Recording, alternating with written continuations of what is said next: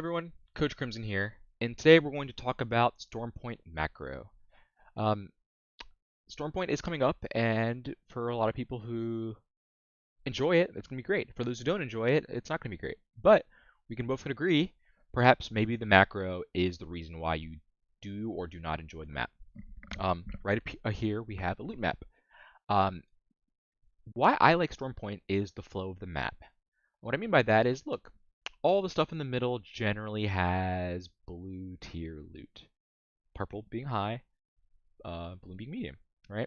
Which is very important, right? Because the flow of the map dictates that people are going to start moving towards the circle, or let's say there was no circle.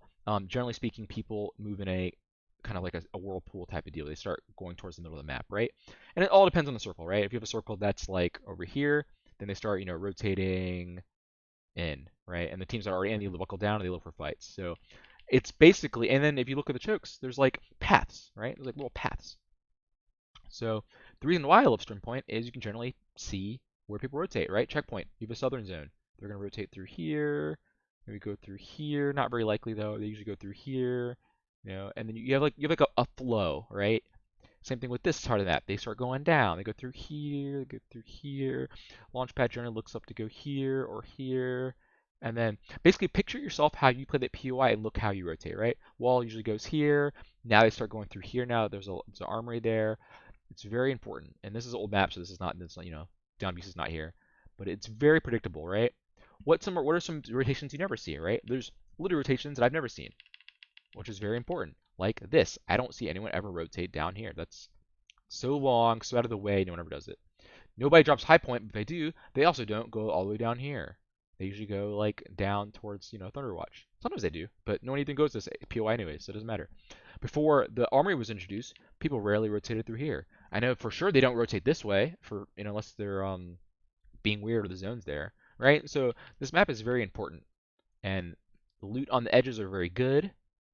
Not but this is still really nice because of two POIs, um, which is cool. And let me go a step further. There is more stuff that I'm not like saying, right? There's more stuff about this map that is really important to know, and it's called the storm logic. And I'm not going to discuss exactly how the storm logic goes because I'm one of those people who hated people who gatekeep. But when you get in the coaching community and you start seeing what people want from you, you start understanding that a lot of people just keep take, and take, and they don't give, right? Apex is a fun game, and if you want to learn, it should be a collaborative experience, right? I have a lot of players come to me and they say, hey, I want to learn to get better. I try to tell them how to get better. They ignore most of my advice and take zero of it, and then they say, wow, you didn't help me at all. When the reality is, it's a back and forth. I can't help you when you don't give me information, right? So there's some more to this macro that I'm not going to talk about, but that's for you to maybe jump in the pool of learning Apex. And if you're interested in learning, we can start a dialogue on that. Anyways, I have a map that I've created, which I'm not going to show, where I map endpoints of where the zone usually ends, right? So the map full of that. So, which is really cool, is you can start, and then one thing everyone knows, and I'll give you guys a little secret, sometimes StormPoint has these things where it will start pulling towards that side of the circle, and then it counter pulls. That's pretty much a given. That's something that's public. I'm going to let you guys know on that little secret. So for example, there's like a thing right here.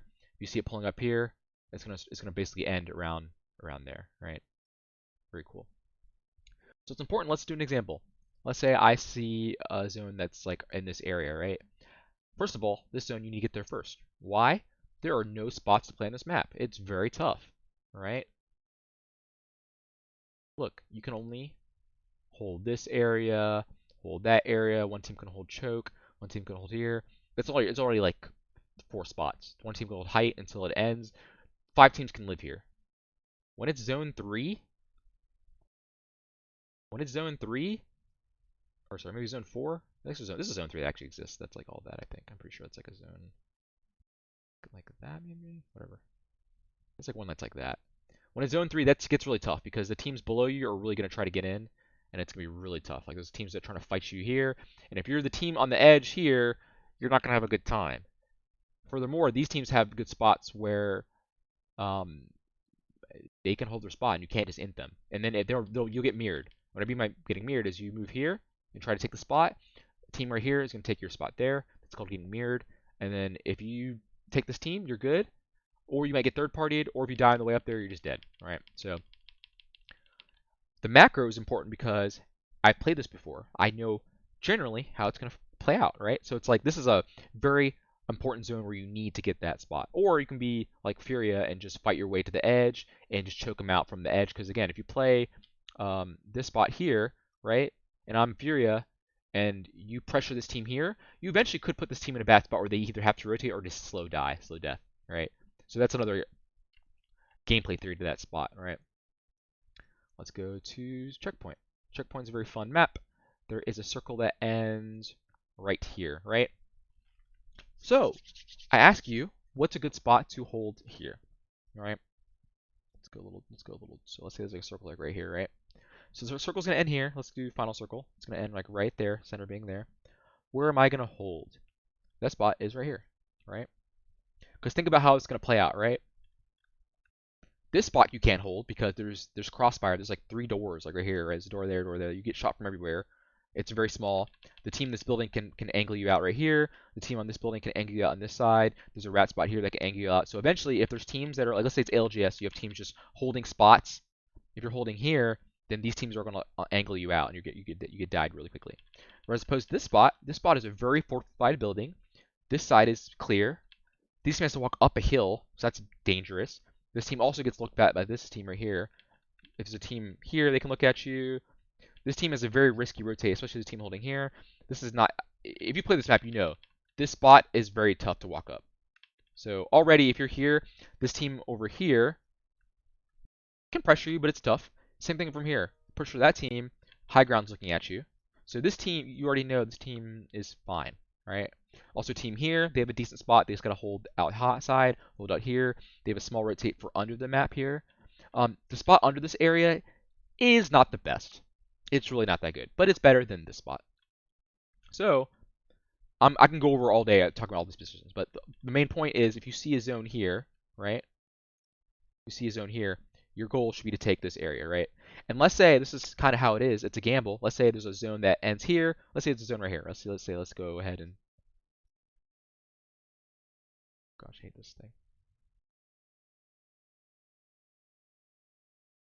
I get the map. Here we go. Sorry. So let's say you have a zone that's like this, right? So you don't know if it's gonna end like here, here, here. Let me go back. Sorry. Here, here, here. I'm giving you guys a little cheat sheet here. These are all real end zones, by the way. So let's say, Coach Crimson, how do I approach this map? It can end any of these places. I don't know what to do. Because all of these have different positions that you want to play. Correct. But guess what? There's only one position or two.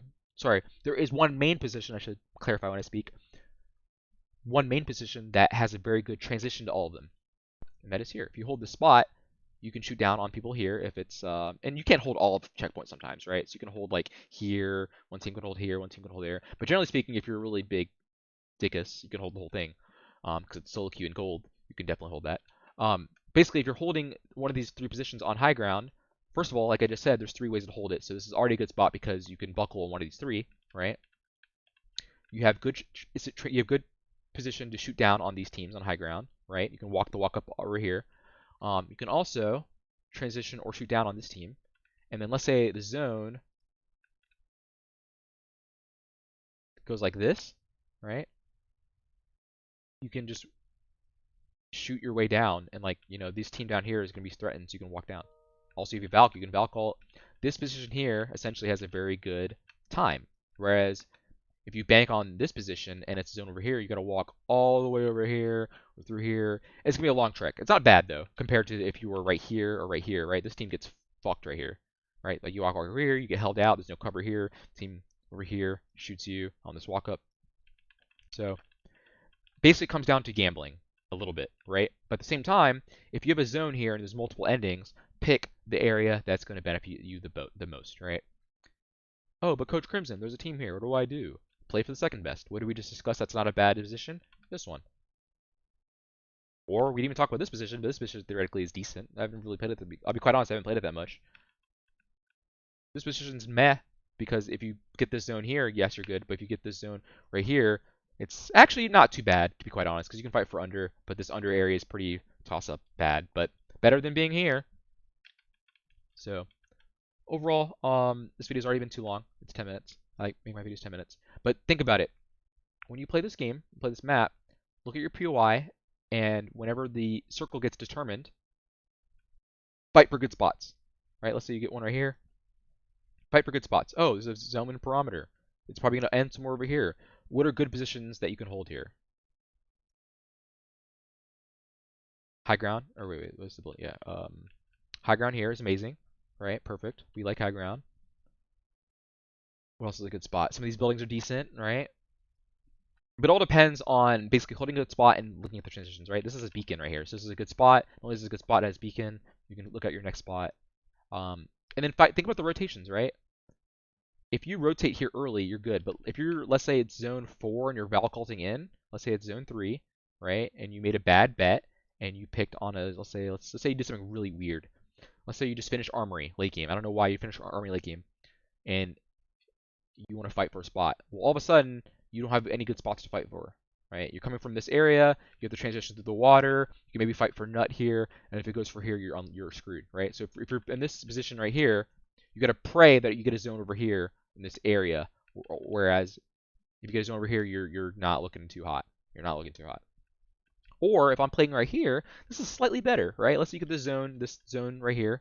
You don't know this zone yet. You fight for this spot. It's not too bad, right? You can get a zone right here that ends here. You can fight for that spot. This area is not always looked at, so it's actually not. It's bad, but it's not a terrible walk up. You can even walk over here, maybe Valcall. So actually, this video is already too long, but I do want to talk about one spot here that's actually really nice to talk about. Waterfall. This is a zone that happens a lot, and this is a very strange area. Why? Because one, the zone ends here. There's also a zone like that ends like somewhere crazy right there. I don't think there's a zone that ends here, but let's pretend there's one that ends there. There's a zone that ends right here somewhere. So, knowing all these spots, where would you pick? Because this spot is weird because you get shot, you get pressure from this area, you get pressure from Waterfall team, you get pressure from the back here. So if you clear your back, obviously if you clear your back, part of the stuff it gets limited. So if you clear your back here, this is not a bad spot. If you clear your back here, this is still an okay spot. But if the zone is here, you have a chance to fight for a spot here. Or if you're coming from command center, this is a very clean rotation. You can fight for spots here. When the zone closes to around here, teams can't hold that many areas. You get possible hold right there, down here, right here.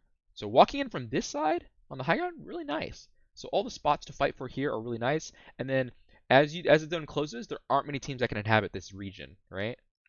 Whereas look at this side of the map here. I have a lot of squigglies, so I apologize. All my squigglies.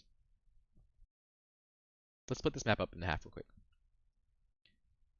What spots can you play? Here, edge here, some like weird cover there, buildings here, right there. There's like a weird bad spot there. There's some weird hodgepodge of stuff here. You can hold here, you can hold here. There's some weird shit here. I'm not gonna even talk about it because it's weird. Here, here.